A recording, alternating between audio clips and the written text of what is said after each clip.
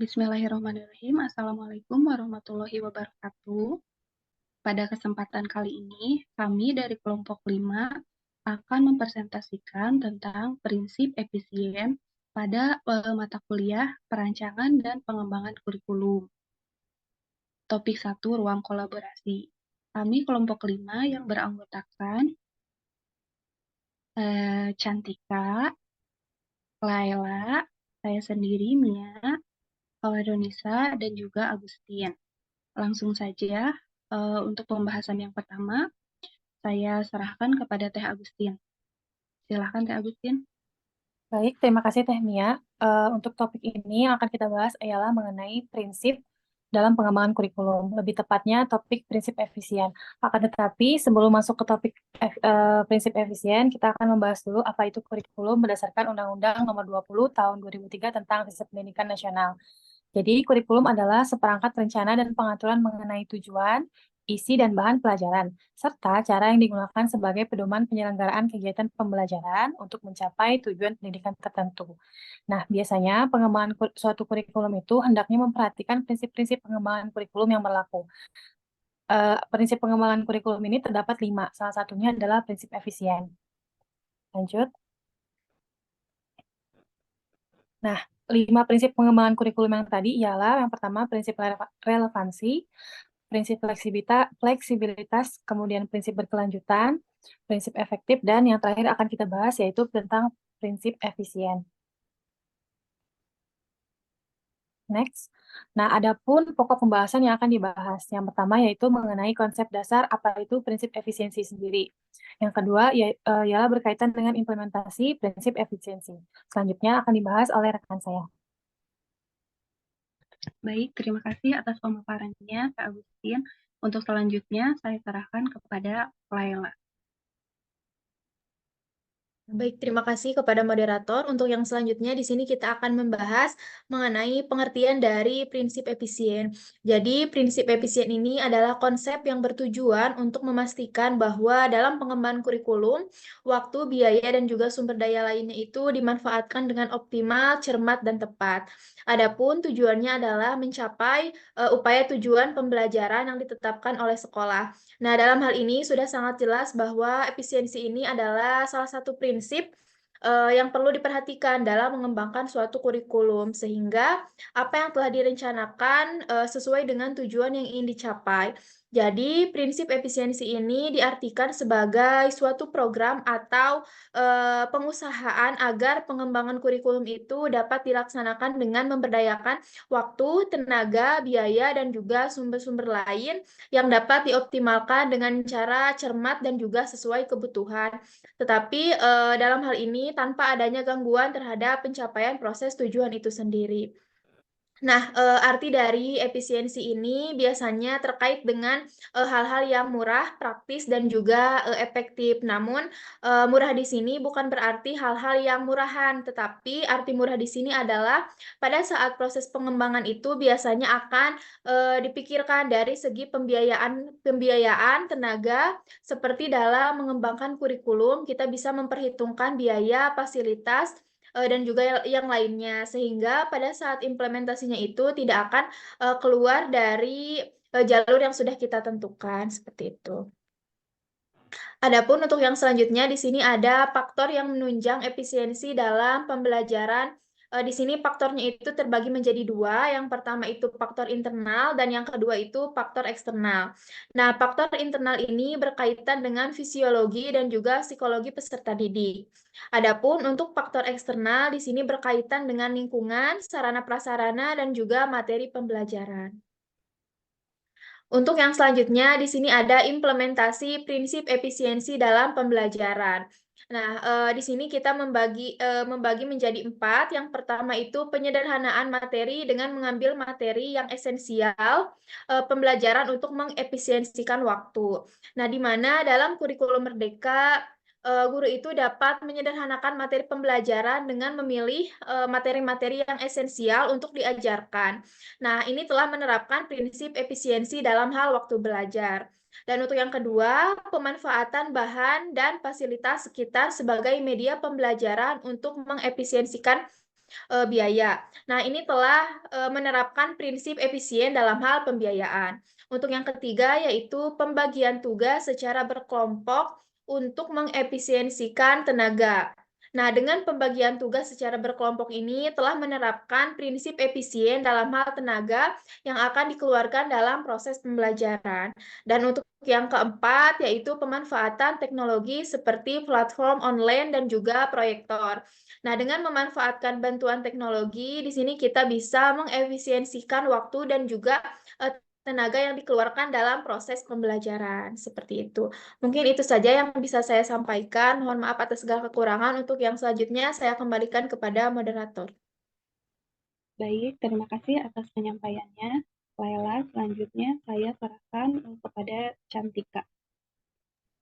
Baik, terima kasih kepada Ibu Moderator. Di sini saya akan menjelaskan tentang implementasi prinsip efisien di sekolah.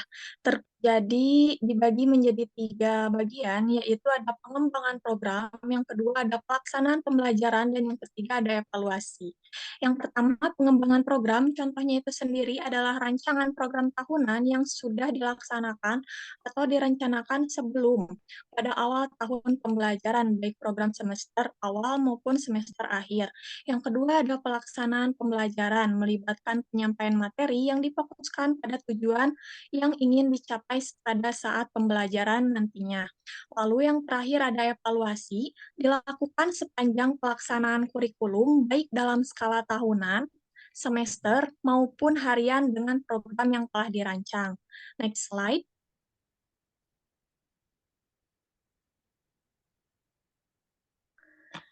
Lalu ada alasan pengembangan kurikulum harus menganut prinsip efisiensi, yaitu dibagi menjadi 3, yaitu ada efisiensi waktu, efisiensi biaya, dan yang ketiga ada efisiensi tenaga.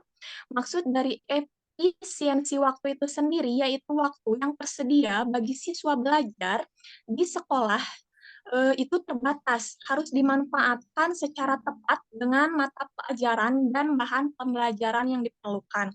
Dan yang kedua ada efisiensi biaya. Dana sekolah yang terbatas harus dimanfaatkan sebaik mungkin oleh pihak sekolah untuk menunjang pembelajaran. Dan yang ketiga ada efisiensi tenaga. Tenaga di sekolah juga harus terbatas.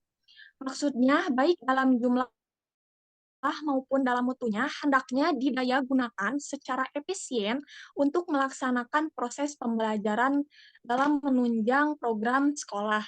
Next slide.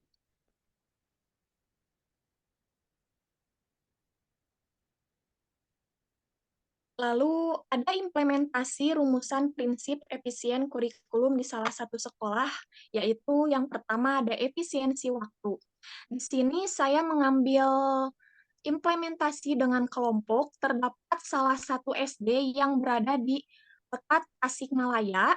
Guru di SDN 1 Salopa memanajemen waktu selama proses pembelajaran yang sudah diatur dengan efisien dan mengimplementasikannya dengan muatan materi yang tidak terlalu padat. Jadi, guru yang ada di sana itu memanfaatkannya dengan secara intens gitu dan secara sederhana di mana hal tersebut dapat mengefisiensikan waktu dalam mencapai capaian pembelajaran yang sudah direncanakan. Dan ada juga efisiensi biaya dan efisiensi tenaga yang akan dijelaskan oleh rekan saya. Saya kembalikan kepada moderator. Baik, terima kasih kepada Cantika atas pemaparan materinya. Selanjutnya, saya mempersilahkan Lisa untuk memaparkan materinya. Baik, terima kasih. Selanjutnya yaitu implementasi rumusan prinsip efisiensi kurikulum di salah satu sekolah, yaitu pertama itu sebelumnya kan sudah dijelaskan oleh rekan saya mengenai efisiensi waktu. Selanjutnya ada efisiensi biaya, di mana salah satu sekolah SDN 1 Salopa Kabupaten Tasikmalaya, mereka itu banyak melakukan aktivitas olahraga baik oleh peserta didik maupun dimanfaatkan untuk pembelajaran, sehingga kegiatan tersebut banyak menggunakan alat-alat atau sarana maupun fasilitas yang sudah disediakan oleh sekolah, sehingga hal tersebut merupakan bentuk implementasi prinsip efisiensi dalam pembelajaran karena memanfaatkan fasilitas sekolah sehingga hal tersebut dapat mengurangi pemborosan. Selanjutnya itu ada efisiensi tenaga. Nah, di SD 1 Salopa ini guru-guru itu banyak mengadakan program pelatihan di mana guru-gurunya itu melakukan program pelatihannya itu di sekolah sehingga guru tidak perlu meninggalkan tugas mengajar atau pergi mengikuti pelatihan di luar sekolah.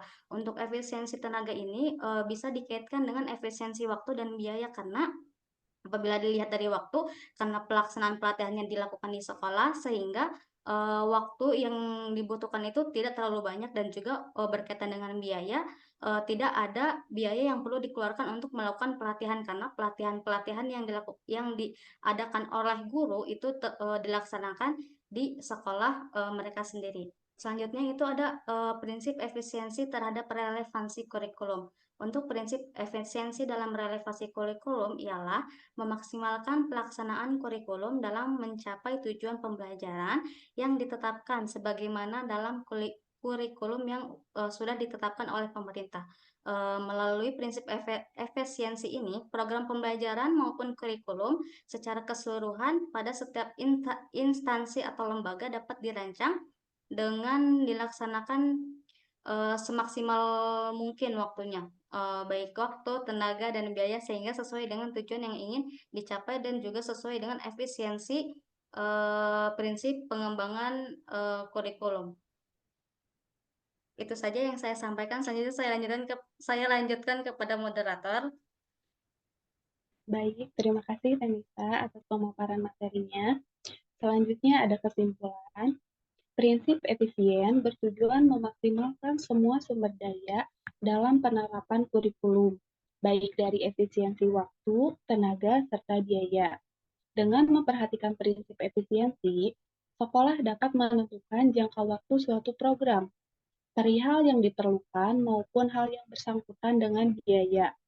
Pengimplementasian prinsip efisiensi ini diperlukan agar dalam pengembangan kurikulum dapat memanfaatkan sumber daya pendidikan yang ada secara optimal, cermat, dan tepat sehingga hasilnya memadai.